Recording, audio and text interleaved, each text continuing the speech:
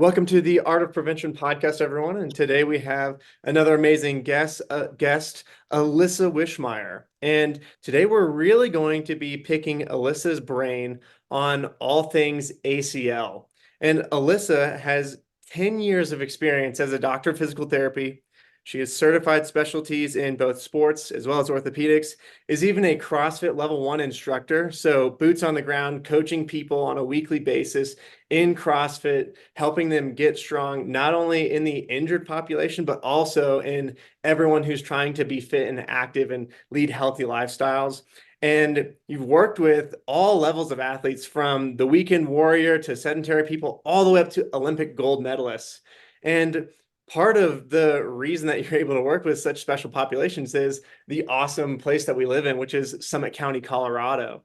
And one thing that you mentioned to me was, a lot of PTs and physios, maybe get their bread and butter, we talked about, with like neck and back pain, but you have really carved out a niche for rehabilitating ACLs. And that's kind of a huge thing that you do, especially in the wintertime with the prevalence of ACL injuries in skiers. And that's the big topic that I really want to talk to you about today is how do we prevent these ACL injuries? And I really just want to pick your brain on all things ACL today.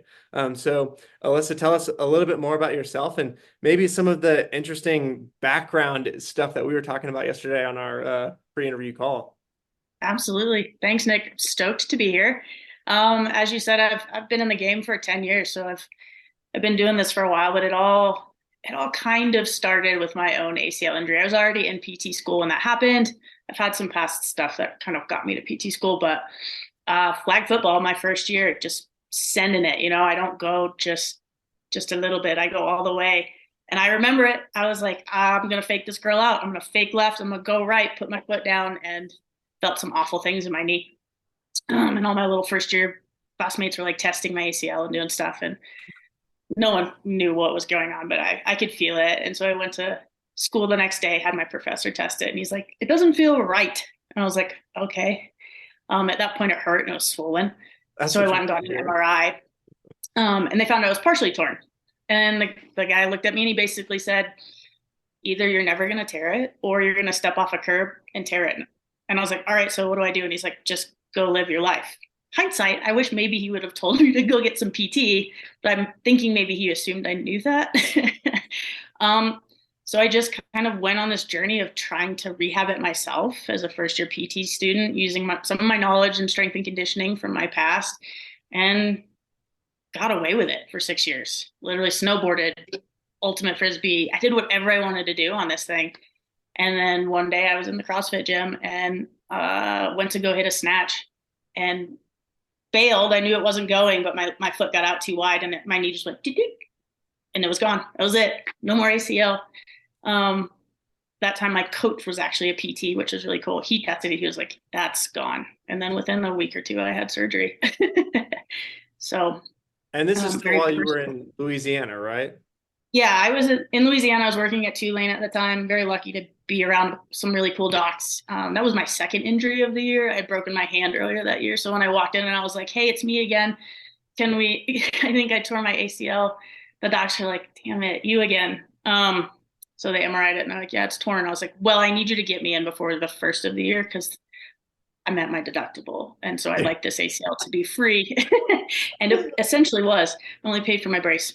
So yeah, Oh, I was at Tulane working as a PT. I had a student, luckily a great student, because I showed up to work and I was like, it's your time to shine, kiddo. Like, I'm going to need you to really pick it up. I'm going to roll around on this stool behind you and yeah. make sure you're doing things right. So yeah, that's my story of my ACL. What a great experience for that student. I think if you're a PT student, you need to go and shadow Alyssa because you might be doing Or not, because I had a student when I broke my hand and the same thing happened. So I'm starting to associate students with a little bit of bad juju. But yeah, you get thrown to the fire Yeah. if you're my student. Gosh, and I love that you have, personal experience on really both sides of the table. So what was that kind of rehab process like? And let's see, if it was 6 years ago, what kind of graft did they use, if you don't mind me asking? I have a patellar tendon graft, autograft, so it's my own. I've got the infamous scar on the front of my knee. That's kind of what that surgeon's bread and butter was, and I trusted him. And I had luckily seen a ton of his patients too, because we worked in the same office, and I knew he had great outcomes. Yeah. So he was my first choice when it came to getting my ACL done. And the rehab process looked a lot like, hey, I'm going to block out one 30-minute slot during the day, jump on the table, and my coworker's going to treat me. So they did all my hands-on and very much left me in charge of my exercises and my strengthening, which is fine. I appreciated that. And being the kind of person I am, I was back under a barbell, I think pretty quickly. 12 weeks, 10, 12 weeks, even though it was light. We had a Smith machine in the gym. So I was like, at least I can get through that motion. And then I was back in the CrossFit gym in the corner by myself, just getting strong, and then pulled off a pretty great single leg vertical jump in front of my surgeon, maybe like 4 months after surgery. And he was like, oh, that looked really good. Wow, that's fast. Yeah. No, That's, that's not my recommendations for yeah. people. That's what I did. Yeah. Every single rehab process is probably different, right? Yeah, it was not traditional rehab process for me, but I was working at the time and like had to rely on my coworkers to give me their manual skills while I kind of took charge of my strengthening. Yeah. Are there any things now looking back that you would change in either your rehab process or a change in your like graft site or anything like that? No, graft site, no. I actually really like my graft. And just having since worked with like tens of thousands of ACLs at this point in my career, Yeah. I still really like what I see from the patellar tendon autografts. We're starting to see more quad grafts, which are supposed to be the strongest graft, and I like them and I have good outcomes. Struggle sometimes to get the quad to come back, which we Yeah. don't struggle with so much with the patellar tendon graft. And I think if done right, both grafts are great, but done right, I don't deal with the stuff that people complain about with a patellar tendon graft, like, because I worked hard to make sure that I didn't.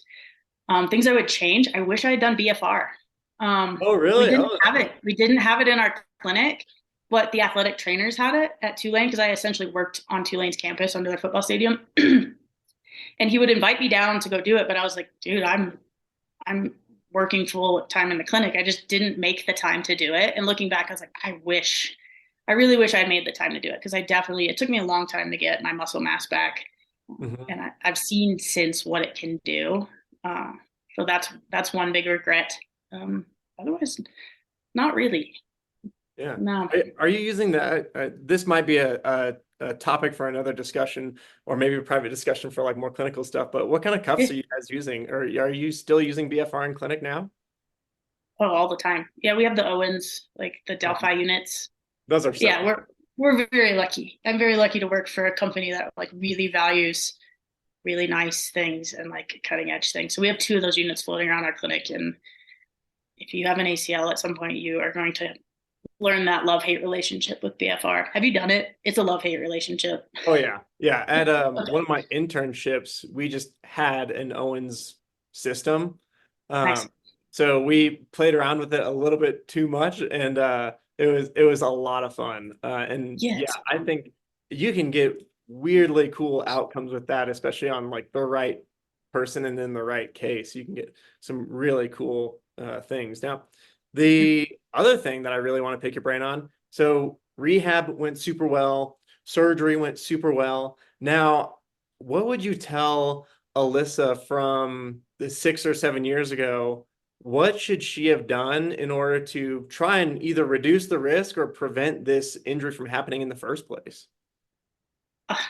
Get strong. So I was at this point in my life in PT school, which I know you understand it from chiropractic school, where all of a sudden you go for me, from undergrad and from this really active life, I ran track, I was always like strong, to grad school where you sit in a classroom for like 8 hours a day and then you go home and you study and like maybe I go for a run, but like I hadn't prioritized my strength, nor did I really prioritize like I was healthy, but not like I am now. Like I didn't quite understand sleep. I didn't quite understand nutrition from New Orleans. Like we just like good food. And I hadn't really gotten into or hadn't been exposed yet to that research about like what are the predictive factors for an ACL injury and like all of these things. I just considered myself an athlete that I could go out and go 120%. And so yeah, I would tell myself like carve out a little more time to keep yourself strong and powerful and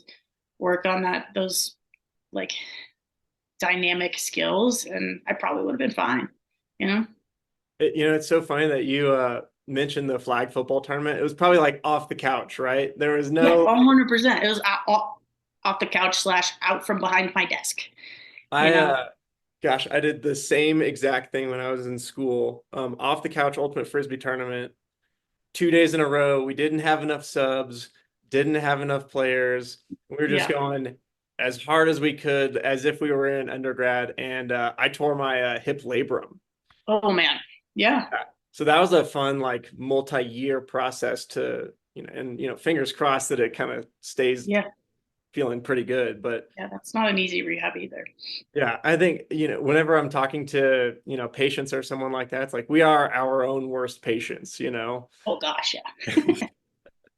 Because Yes. we seem to know what to do, but we run into the same mental blocks that a lot of patients run into as far as like actually doing it. 100%. And like until you prioritize it and understand the importance of prioritizing it, you just don't do it, right? And that was a bit of a kick in the ass of like, well, now you better prioritize. And after that, yeah, I found the gym on campus. It was tiny, it was a dungeon, but I was there and I was rehabbing and I was getting strong. And that's, starting to really, this is pre full tear. And then by the time I got to my full blown ACL tear, like to me, that was just a day of I didn't listen to my body. Because I was strong, I was active, I was doing all the right things at that point. Except I remember driving to the gym and thinking, man, you just don't feel right today. You feel tired, you feel a little off, body feels a little meh. And then I got there and I got all hyped up by my friends because we were maxing out on the snatch. And then it went. So there's a lesson in like listen to your body. Yeah, actually, I just got done with an interview with Lucy Haynes, who's a mental performance coach, and that intuition and that body awareness is so crucial, not only for those acute injuries, but also those really nefarious ones that kind of slowly creep in over time. So we were talking about disordered eating and red S and all of those kinds of things that they're more of that slippery slope, and you kind of progress into it as opposed to that one big incident. And Yep. honestly don't know which one is worse at this point because it seems I'm like not sure. I mean, I obviously live a little more in that world now with with CrossFit and like making sure that my athletes understand like when to rest, when to, we always offer scaled versions of our workouts and modifications and like having those talks with them about like it's okay. It's okay that like I know you can do said movement or said weight, but what is your body telling you to do today? And I think it helps sometimes when they see me as a coach show up to class and like so ours go green, blue, black as they should in a ski town. Um, and I'm doing green. I'm over here. I'm ring rowing and I'm not pulling up. I'm doing a weight that's way light for me, but like that's what my body needed that day. And so having that conversation with athletes and also like living by example too. yeah, that's always been my struggle when I go to CrossFit Low Oxygen, the other CrossFit gym in town. I Mm-hmm. do a ton of work with them, and they've been really, really awesome. And they do the same thing with awesome ability to scale and modify Yeah. workouts. And Yeah. then for me, it's like a mental thing. I need to get over Yeah. like probably the ego bit or something. Yes, there's 100%. It like brings out the competitive in us, right? It's like probably why we like CrossFit in the first place Mm-hmm. because we're a little competitive and we like being pushed. But at the same time, like the older I get, the more I have to listen to my body. I'm not made of rubber anymore. I feel the same way. And Yeah. yeah, if I get a bad night of sleep, I'm really feeling it nowadays. Yeah. Where, Yeah. Yes. back in my college years, I was like, oh, bad night of sleep. Well, today I've got 18 miles on the books, so like I gotta go Yeah. do it. I gotta go do it, or I'm gonna go play some rec sport at like midnight. But I can't even think about doing that right now. Yeah. Yeah. You mentioned a couple of different things that you would key into to prevent that first partial tear. Hmm. And I would love to pick your brain, especially for athletes. Let's maybe dive into some of those factors and maybe some of the predictive factors in Yeah. the literature as well as in your personal experience, where it's like, well, if we look back, like we can kind of see like why this happened. Yeah.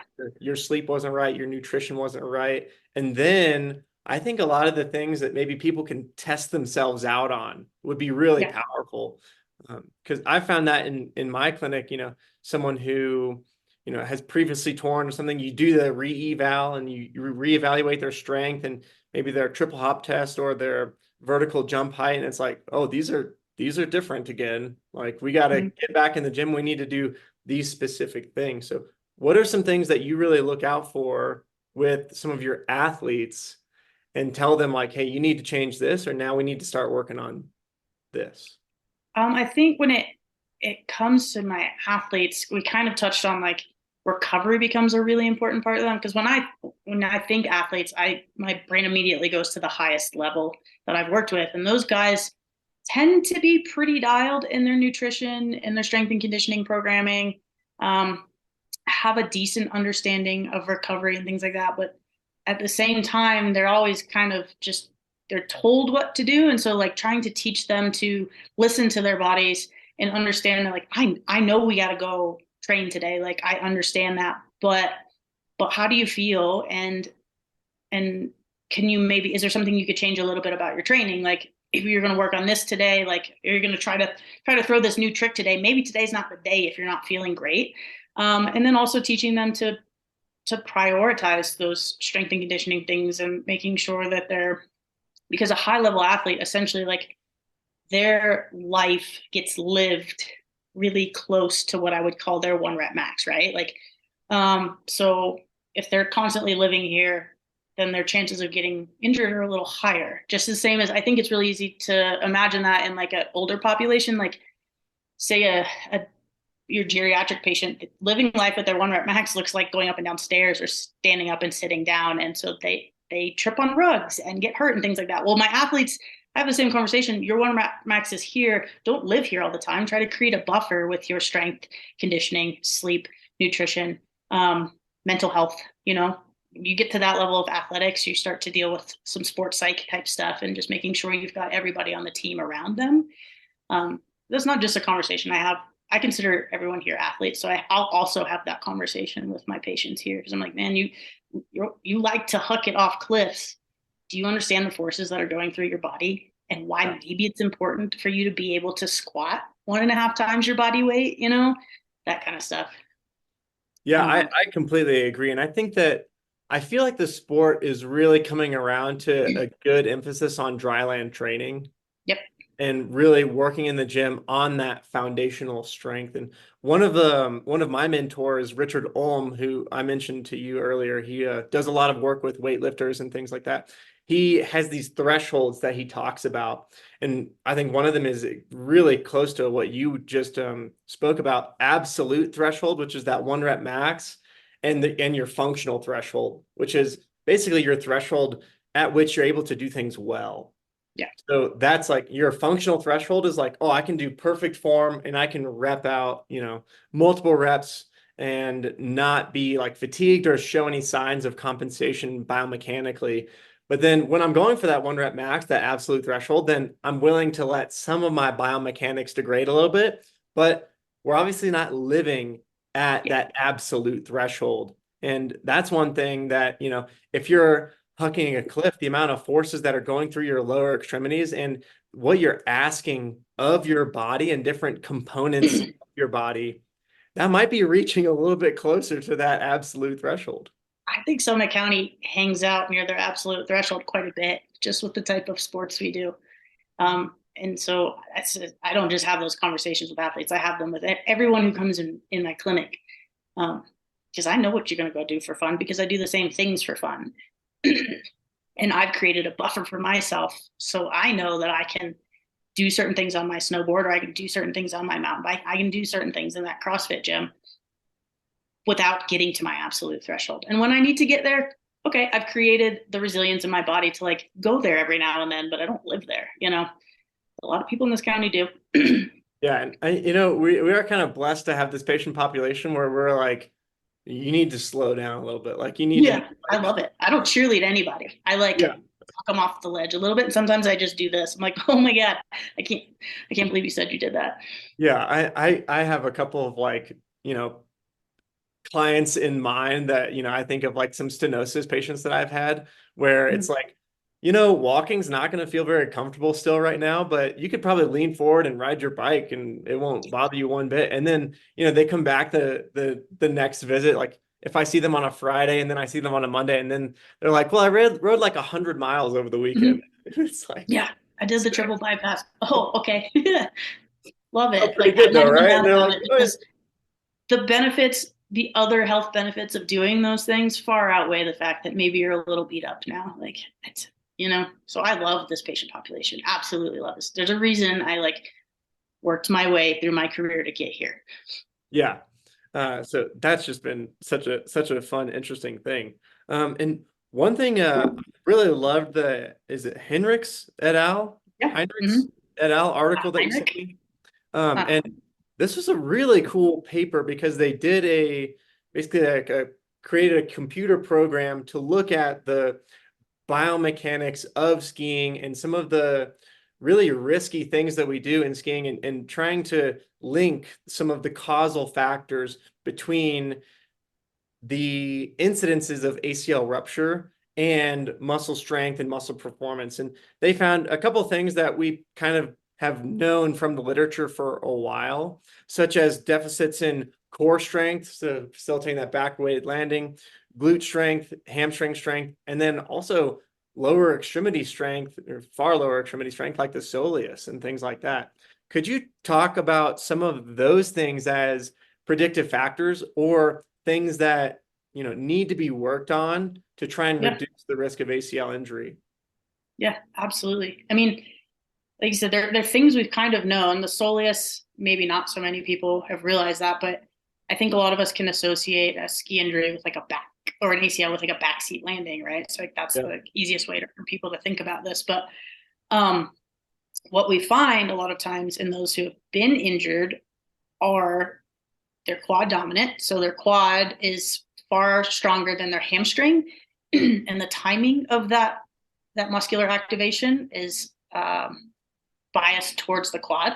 And so he did talk about that a little bit. Like by changing the mechanics of the landing, you can delay the quad, let the hamstring kick in, let the glutes kick in, let the soleus kick in, and actually get that posterior translation of the tib, which decreases the risk for ACL injury. And so when we're rehabbing an ACL, we spend a lot of time on that posterior chain. Yes, we want to get your quad back. That's really important and one of the first things that happens in rehab.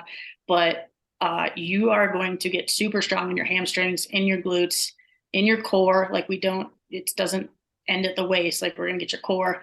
And then we're going to work things like your calf or your soleus more specifically, because the stronger you are in those other muscle groups, the less likely you are to injure that ACL in the first place or again. And those factors are actually in females are even more prevalent. So it's really important for us to like look at those things with women, because everything I just mentioned, honestly, females tend to.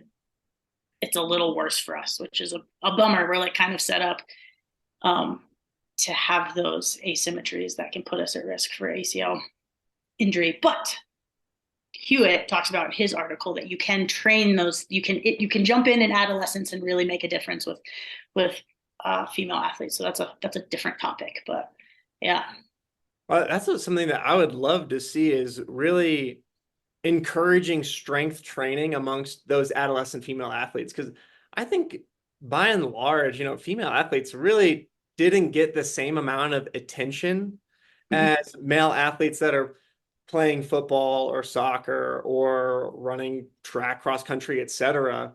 And they just think, oh, well, they just need to learn, the skills. They don't need to go to the weight room because they'll get, the thing that always irks me is when they say like, oh, they'll just get bulky or something. And it's like, bulk is so No. difficult to actually get. Like, Yeah. you're really working on skill specific sports and team sports. Like, you need to have strength and that foundational strength to prevent injuries. And then they Yes. can work on skill based things more because they're not sitting on the bench. Yeah, I agree. I was very lucky to have the football coach as my track coach. And so we got dragged into the weight room with the football players, and I learned how to clean in high school. It was ugly. Like there was no mechanics to it. It was just like rip that weight off the ground. All right. And squat and bench and do all these things. So I was pretty lucky that probably honestly like what protected me through high school and college, through soccer and through track and all these other sports that I play that are so high risk for female athletes. Um, but yeah, I've got yeah, a, that's I'm passionate about that. I've got a question here, a little bit more on the strength and conditioning side. With your athletes, which one would you say you emphasize a little bit more, or which one would you tackle first? Are you talking more top end strength, like improving that ceiling, or a little bit more muscular endurance, or does it depend on the athlete? I think it kind of depends on the athlete. So I was thinking about this really hard this morning because we talked a little bit yesterday about like what would you tell your person who has never torn, and what would you tell your person who has torn, and first those things. Um, I think if you have the chance and the time, really figuring out what your athlete needs. You can't have power without strength, right? You want to build that top end strength so that you can build power. Um, but then there's also this like neuromuscular component and this dynamic like and plyo and things like that. And I would argue it takes time to build top end strength, right? Like just physiologically, that's going to take time. So if you start talking to someone who's like, I'm going to ski for the first time in 2 weeks, and you're just like, oh, 2 weeks of strength and conditioning ain't going to do it. But where we might be a little more effective is maybe you're going to work a little bit more on some plyometric type stuff and some dynamic and some change of direction, because I can make some more, I think, effective changes quicker in those areas that might help you when you're out there for the first time on those skis. So it's knowing your situation, knowing your athlete, knowing what they need, knowing that there is an order to some things. And in rehab, I have to go strength first, and then I get to go power, and then I get to get the plyometrics and the dynamic change of direction and things like that into my rehab later on, just because you need a certain level of strength to progress through that continuum anyway. Do you have any big go-to exercises for strength in the lower extremity, and maybe addressing some of those specific muscle groups that we talked about too? I mean, you're never going to get out of rehab me having not squatted to some capacity under a barbell. Is I knew great. that was coming. Yeah. Yeah, squats and deadlifts, like let's go. Yeah. Those are also the two most functional human movements, right? Like we sit down and we stand up. That's a squat. Like we go down and get something from the floor. That's a squat. A deadlift is a hinging movement. So I need to first of all make sure you do those things well. And sometimes I'm surprised when I start to move somebody into even unweighted, start to look at those movements, and I'm like, oh wow, you just don't functionally move well through life. And so we need to work on those things. So squats and deadlifts are always big. Obviously, I have to work a lot of single leg stuff in my post-op ACL. So we're doing a lot of split squats, a lot of single leg RDLs or varieties of RDLs. I love a good Nordic hamstring curl. Yeah. Later on in rehab to really hammer those hamstrings. Let's see, what else do I love to do? Especially when we're talking about patellar tendon and quad grafts and like restoring the knee's ability to tolerate anterior loads. Start looking at things like a sissy squat or a heel elevated squat on a wedge, just to get them down and into those ranges. I'll use Spanish squat sometimes, to really like hammer out their quads a little bit. And I know we said like people tend to be quad dominant, but I have to get their quad back. Like I'm always looking at quad symmetry. So all kinds of squats, all kinds of deadlifts, and then we have to get into plyometrics. And I would argue that's where a lot of people don't get in their rehab programs, and that's not okay. Yeah. What kind of plyometrics are you like, dropping down from a box, jumping up onto a box? I mean, kind of. Yeah. That's builds, right? generally where we start with, like, or even just like a jump squat, like a little baby jump squat, or like some, light lateral bounding. It depends on where you are in your rehab process. There are some strength indicators that say when we can start doing like bigger velocity or decreasing ground contact time or changing direction. There's levels of plyo, and I have a really great article I'll share with you on that. Oh yeah. On the other side, but it really like breaks it down for people, because we are very numbers driven, and so I start to look at like limb symmetry indexes and like like a patient's ability to push. If you don't have the fancy stuff, can you push 1 time your body weight on a single leg press? Can you push 1.5 times your body weight on a single leg press? Those things can tell me when I can start moving through different aspects of a plyometric program. And a good plyometric program hits those neuromuscular components that all these articles that we read talk about. And that's kind of that last piece that really needs to happen. Mm-hmm. For people. You can be strong, you can be powerful, but you can't move dynamically. You're still going to get yourself in trouble. Yeah, I think one thing that was really interesting listening to one of the Hewitt lectures on YouTube was like the trunk lean Mm-hmm. and how that is a huge predisposing factor. And something that we really overlook a ton is that core control, the dynamic control, so that we can keep our trunk over our center of mass. Because, I mean, if anybody's listening to this right now and you're not driving or anything like that, and if you're just standing up, just lean your trunk over and just see what happens. Like your body's everything underneath your trunk and underneath your head is going to compensate, and it's going to keep you from falling over, hopefully. That's another topic in the geriatric kind of population because fall risk is such a huge thing in that population. But anybody who's thinking about going out and skiing, like if you're on an unstable surface and you don't have those neuromuscular components, you don't have I hate the term muscle memory, but the motor patterns and coordination patterns necessary to account for, when you hit a bump while it's, flat lighting or something like that, then you're going to have that trunk lean, and that's going to predispose your lower extremity to an ACL type injury. Yeah. So Yeah. And you won't, as a rehab specialist, you're not going to see that until you actually challenge your patient, right? You're not going to see that under a squat or a deadlift. Like you have to be challenging them appropriately. Same, you don't have to be in rehab. Same with if you're just out there doing an ACL prevention program with adolescent girls. That sounds great. Like, are you looking for those things, and are you teaching them or helping them get the muscle memory of like what a good mechanics would be, like landing with a more flexed hip, a more flexed knee, like, those types of things that we need to talk about. And you'll never see them if you don't put your athletes or your everyday people into those situations, and teach them. Yeah, and I love that we've already kind of transitioned to stuff that we should be looking out for if we're clinicians or if we're coaches even.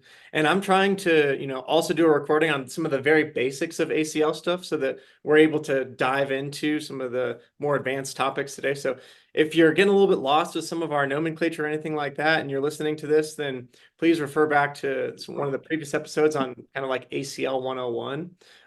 But when we're looking at some of the factors and mechanisms of ACL injury, we talked earlier about anterior translation of the tibia. That's really the ACL's job, is to prevent, like if you're sitting down and you look down at your shin, the thing that prevents your tibia or your shin bone from shooting forwards through your knee is the ACL. And some of the other factors associated with ACL injury is a valgus collapse at the knee. So that would be your knee going to the inside. Like if you're dropping down from a box and your knees slam together, that's not really the best thing because biomechanically you're going to put a lot more tension on the knee. And then also internal rotation of the tibia as well. So if I'm a coach, how do I look out for that stuff in my athletes? I mean, as a coach, I'm assuming the mechanics of your sport better than anyone else. Like hanging out with some like border cross coaches and things like that and listening to them talk about what's happening at the body in that sport was really cool as a PT, and like helped me understand what those athletes needed. But like your boots on the ground, like you're there. So understanding that maybe your ski jump athletes need to land with a little more flexed hip, flexed knee, or that like your border cross athletes, when they jump, when they're absorbing their jump, like how to absorb that jump and not land with a super, stiff knee. It's really not hard to look for. You just have to know what to look for. And there's just those couple big things like valgus collapse, knee flexion, hip flexion in landing, what their trunk is doing. Yeah. So we actually want a little bit of knee flexion, a little bit of hip flexion so that we can absorb some of that shock as opposed to straight stiff knees because that's actually going to be the thing that tensions the ACL really the most. I mean, the Lockman's test, the test for ACL integrity, is performed at what is it, 25 degrees of knee flexion? Yeah, most tears happen in those lesser degrees of knee flexion. So when I'm taking somebody back into their plyo program, you see it. They're like very stiff on that side, and you really have to work on them regaining the ability to absorb force. And then we start talking about force generation. But yeah, it's almost like you have to retrain the brain too. There's a lot of brain that goes into rehab as well. That's Yeah, a we different really topic. my neuro professor used to talk about how it was more difficult to unlearn than to learn. Yeah. And a lot of it is unlearning all these very ingrained motor patterns that someone has been developing and proliferating through however many years they've been alive. Yeah, I'm about to say maybe the nerdiest thing I've ever said, but I was looking at LinkedIn last night, and one of my colleagues posted a link to an article that just came out about the brain and how its role in ACL injury or re-injury because of the altered proprioceptive input. It hasn't really relearned proper proprioception. It's pretty cool. Yeah, that's what I do with my evenings. But I was like, oh, cool, this is awesome. Like I'm literally talking about these things tomorrow with Nick, and it's stuff that but it's cool to see articles starting to come out and people recognize like, hey, it's hard to unlearn because you're literally having to unlearn. It isn't just like you're fighting against your own brain a little bit. Yeah. And so starting to understand ways to do that through some like neurocognitive rehab, blaze pods, goggles, things like that. It's really cool. The future of rehab is cool. And there are two really different ways that we can look at this. We can look at the peripheral aspect of the nervous system. So within your ACL, you have all major types of mechanoreceptors, and we actually derive a lot of information about our knee and where our knee is in space from the information in those mechanoreceptors in the knee and in the ACL itself. And as of right now, we don't have good data that indicates that even after the best ACL reconstructive surgery, we don't have any data that supports that we get really good in growth of any of those neurological connections after that. So we really have to work on a lot of these parallel circuits and all of the remaining mechanoreceptors that we have left, correct? Yeah, absolutely. Like the first time I did a speed ladder after my ACL, I looked like a baby deer, a drunk baby deer. Like it was, I was like, where is my foot in space? Which is a wild feeling for me because that's something I've done my whole life. Yeah.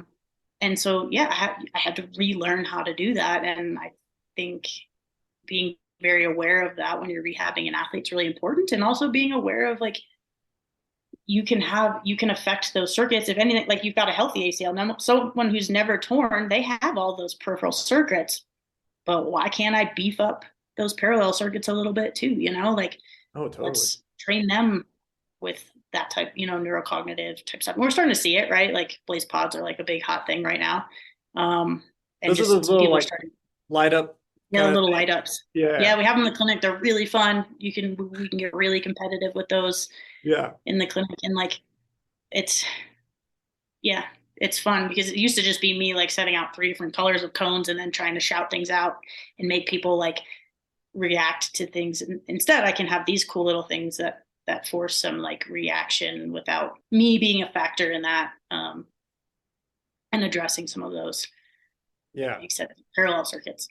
Yeah. And addressing some of that subcortical control, so subconscious control, Mm-hmm. where, it is tough to dive underneath there. But if we're looking at things like, oh, I need you to go and touch the blue cone, like Yeah, it's like yeah, they can still consciously control their knee while they're doing that. But then yeah, something that incorporates reaction time where they have yeah. to really be looking and reacting, then we can really see what's going on That's under. real life, right? Like no one is. I mean, your receiver's not running a route. No one's going like, oh, left shoulder, like cut right. Like they're reacting to the ball. They're reacting to other players. Same on snow. Those skiers are, like having to react without even thinking about like what's going on, like changes in the snow, or if I'm in the trees and all of a sudden, like I don't want to go that way. I see something, I got to react. So it's way more realistic and activity specific than me shouting a color at you or pointing. Yeah. That's different.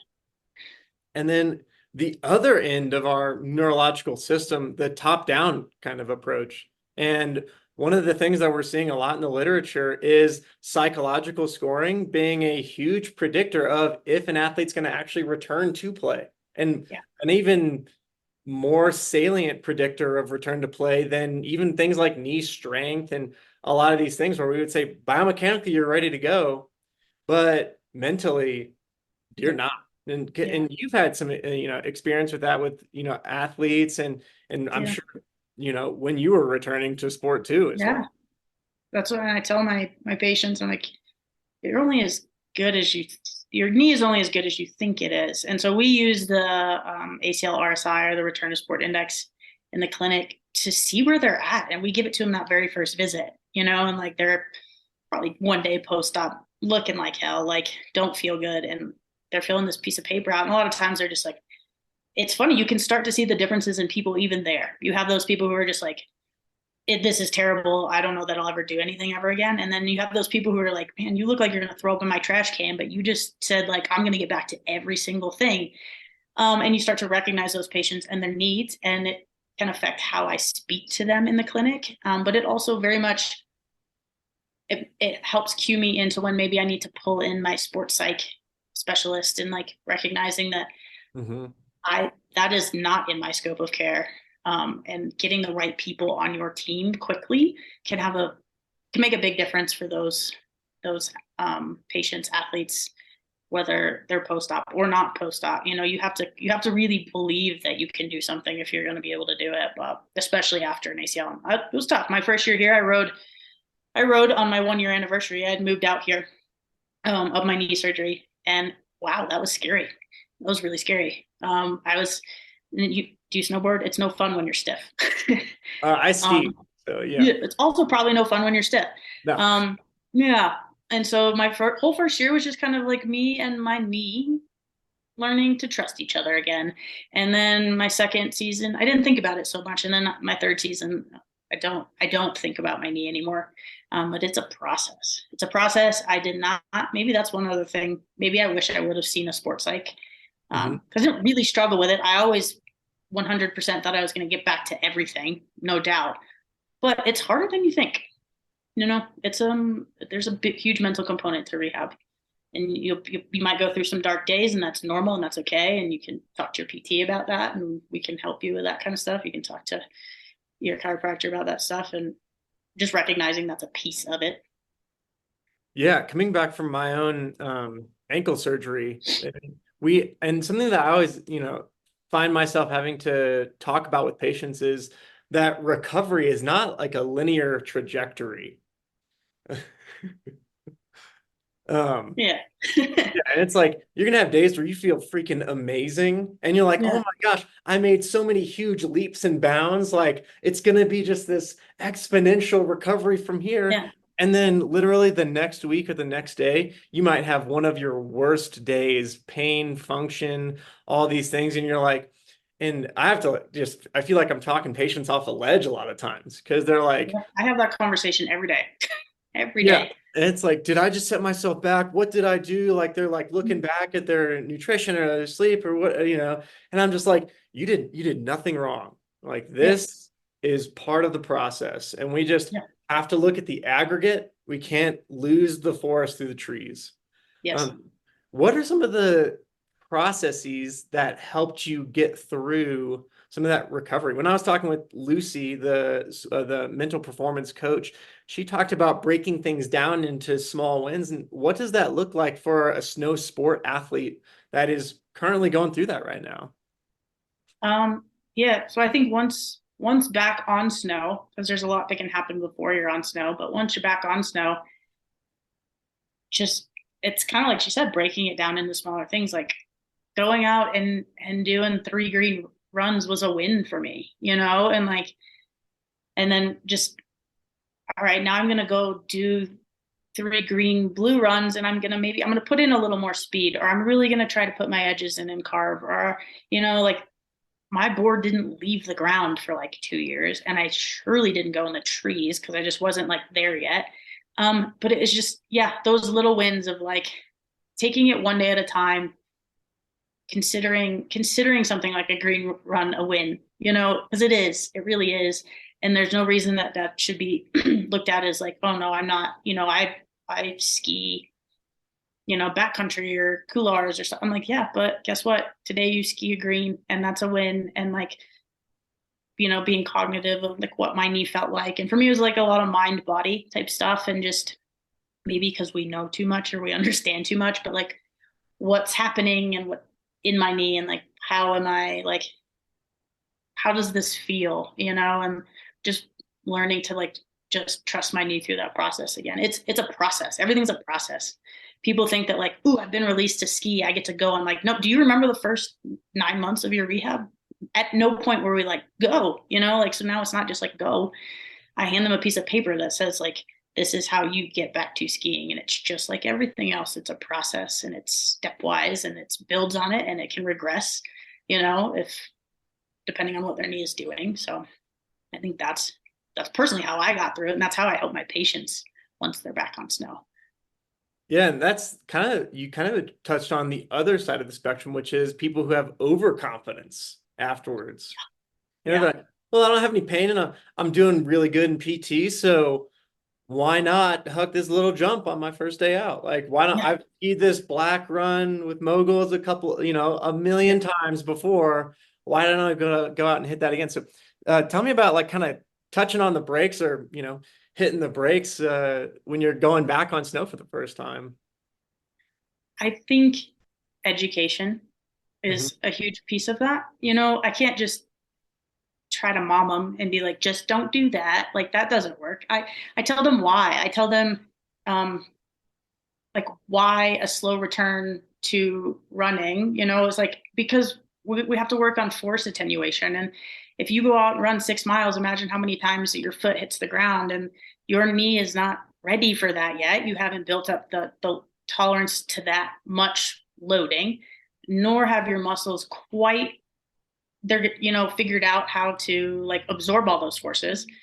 Same for skiing. Like that knee has got to absorb a lot of forces. And so I try to break it down and really educate them on what's happening at their knee during skiing or running or whatever they're going back to, and why it would be in their best interest to do that slowly, to allow that knee to get used to those forces, allow those muscular units that are so important that we talked about earlier to get used to those motions again, let those circuits reconnect, so to speak. And like you're just going to set yourself up for success. And then I always throw in the scary of like, if you do this again, it's not going to go as well as the first time, because now we're looking for a new graft. And you know so put a little fear in them sometimes.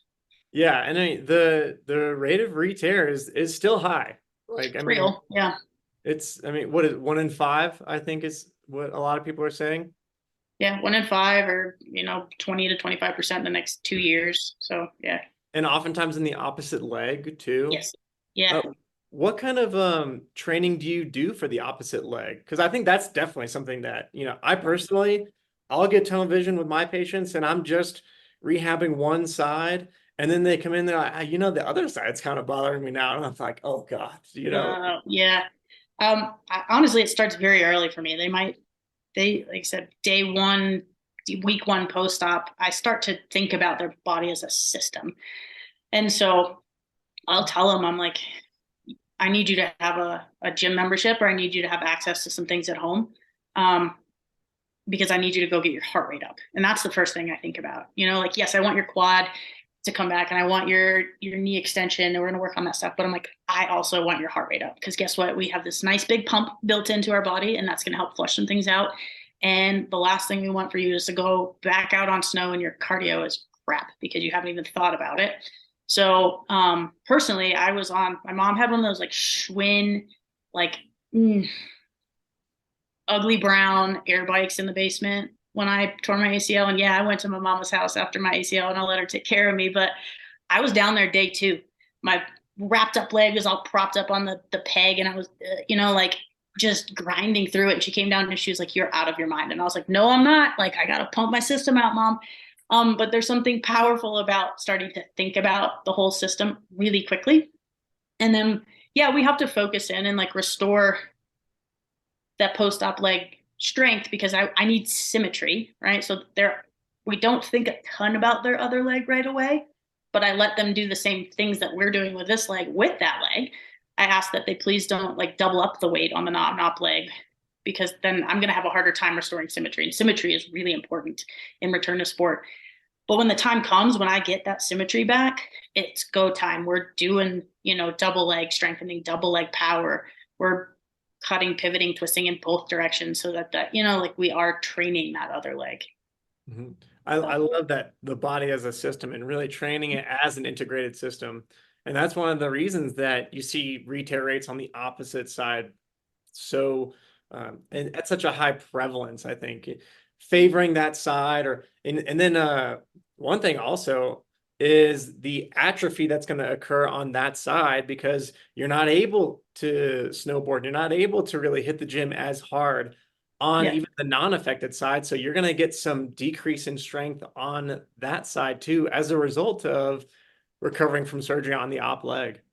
Yeah. I think there's a lot of benefit to trying to maintain someone's fitness throughout an injury. That's something I'm really passionate about. And it doesn't have to be ACLs, but like maintaining, especially in the CrossFit world, we work so hard to like be as fit as we are.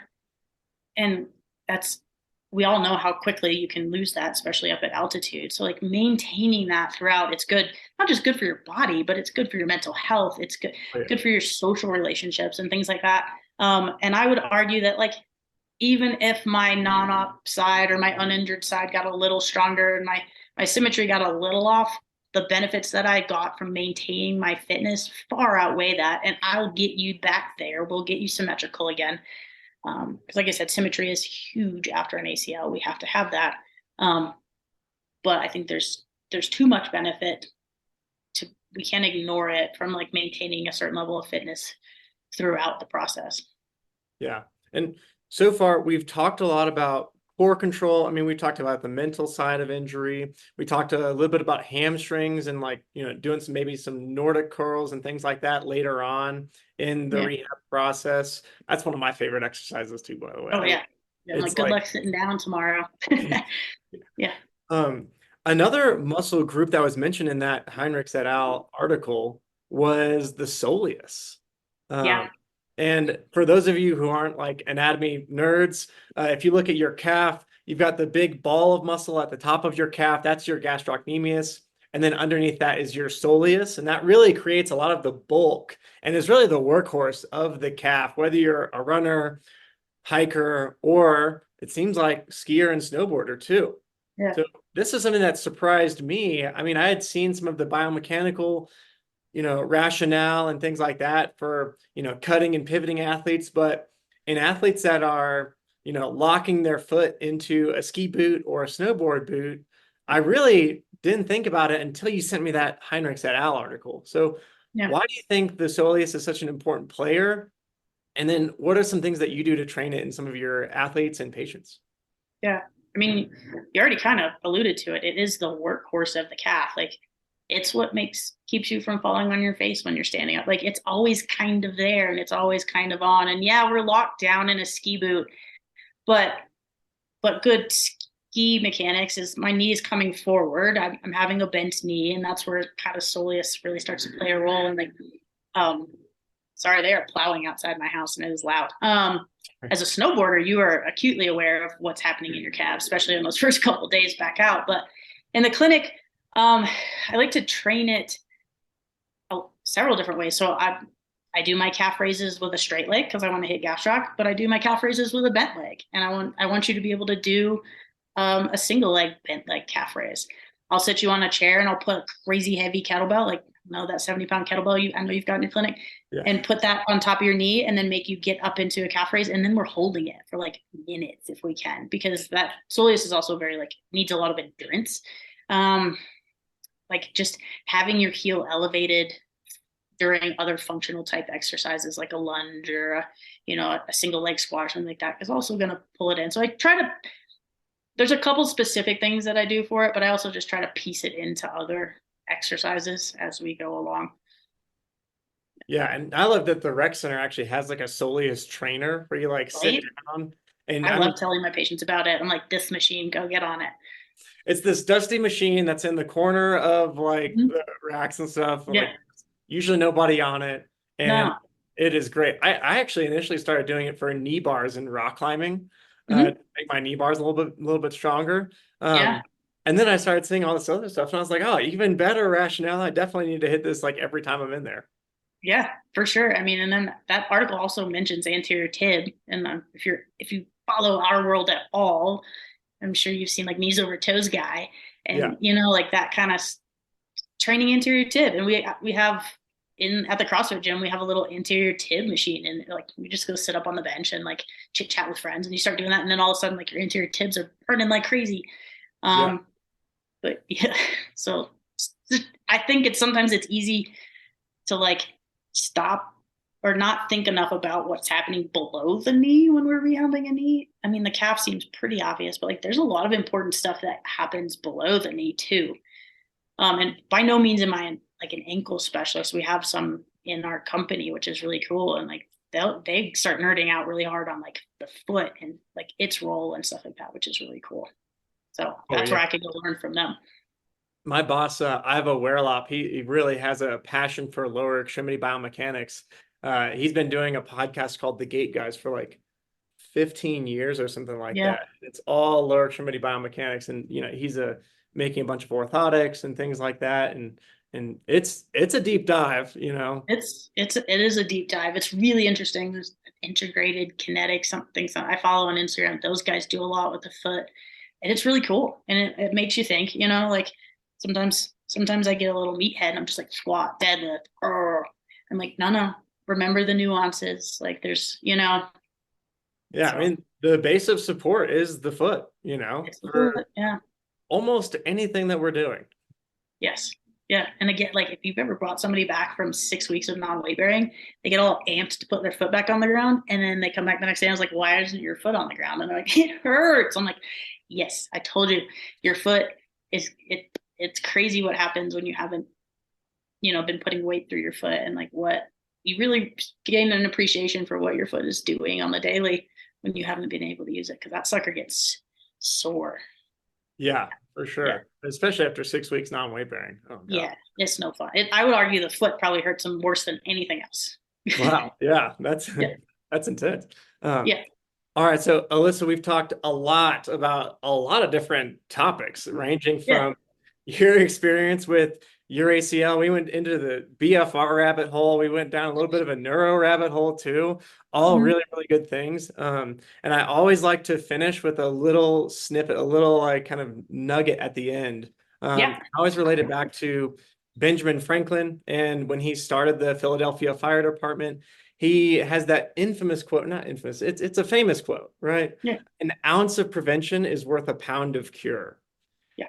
And I think that's such a powerful quote that we oftentimes overlook, and we don't really think about prevention. And we don't think about things until our house is literally on fire. But what is your ounce of prevention regarding ACL or maybe regarding any injury that you want to talk about? Sum up this whole interview in a couple of minutes and give us just that one little ounce of prevention and takeaway for anyone listening to this, whether they're an athlete or a coach or even a provider. Yeah, and I think we kind of already said it, but don't don't live your life at your 1 rep max, and that's for you to decide what your 1 rep max is. Um, but don't live your life there. It doesn't take a lot to create a buffer and to make yourself a little harder to hurt or a little harder to kill. Some of my mentors will say, the stronger you are, the harder you are to kill. But there's a lot of truth to it, right? So my advice is it doesn't have to be a lot, but if you can just put in a little bit of time to get yourself stronger, more powerful, more dynamic, ultimately you find that the things that you really like to do are gonna get a little bit easier, but you're gonna build that buffer for yourself, um, and make yourself harder to hurt. Yeah. And I think, one thing that I always tell my patients is, hey, look, if we do this stuff that's injury prevention, you're going to become a better skier. You're going to become a better snowboarder. Your activities of daily living are going to become easier. And Yeah. that's really like the big takeaway is like, you're going to become better at all these things. Yeah. And, we're thinking about prevention because we don't want to see you with a torn ACL or anything like Yeah. that. But it's going to make you better at all these things too. Yeah. That's the easier sell too, right? Like you're gonna be better, you're gonna be faster, you're gonna jump higher, you're gonna ski faster. It's easier to sell it. And it's the truth. And you're really investing in yourself and you're investing in your future. Because the incidence of like osteoarthritis and things like that after an ACL it's almost a guarantee. Um, so you do a little prevention now, you're gonna really set yourself up in the long run. And it might feel like a lot or a big time commitment or it's expensive to join the gym. Guess what's more expensive? Being sedentary Or 100% of the time. ACL. Huh? Or tearing your ACL is not cheap unless you've already broken your hand, then it's cheap. But yeah, the consequences and the long-term consequences of those types of things are way more expensive. So part of what I'm doing now to keep myself so strong and fit, and it's not just because I like being strong and fit and it makes my life easier, it makes me a better PT. It's because I know that the cards are already a little stacked against me. I tore my ACL. Like probably, yeah, I'm gonna get arthritis at some point, but like I can affect that with staying strong, fit, doing those, sleep, nutrition, those kinds of things, so that maybe it's not so bad. And if the time comes for a new knee, then well, I've earned it and it's fine. I had fun. I had fun on the way. And we can always like pray for orthobiologics to come through too, Yeah, right. My post total knees are back on skis. Sometimes I've seen them in like 12, 14 weeks. Yeah. Yes. Yeah, if they work hard. Yeah. Yeah. Now, Alyssa, you've also been putting out a lot of really great information on social media for everyone from CrossFit athletes trying to do a better snatch and have better biomechanics to a lot of snow sport athletes. So where can people find you to get more information or to get some help from some of your super helpful videos and content that you've been putting out? Absolutely, man. I am Ironclad Physio, which you can't quite, there it is. There it is. Probably most present on Instagram, so at Ironclad Physio. I also exist on TikTok and Facebook and YouTube.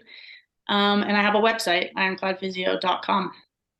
All right. And we're going to definitely put a couple of links for that in the show notes. And I think everyone that's listening to this definitely follow Alyssa because she's been putting out really great information and really diving into some of the nuances to how you can move better biomechanically and how you can stay nice and strong for all of your sports. Yeah. So thank you so much, Alyssa. This is definitely not the last time I'm going to have you on because I'm definitely going to pick your brain a lot more like outside of these interviews, but also I think you've got just so much great information for everybody else out there. So thank you Yeah. so much No, for I sitting down. appreciate it. Thanks for having me on, man. And yeah, you're part of my team now. Yeah. You're Summit County healthcare providers, and so we're stronger together. Yeah, and I've sent a couple patients your way and they've all had really glowing reviews. So if you're in the Summit County area and you need a PT, definitely check out Alyssa Wischmeyer. Yeah. Thanks, man.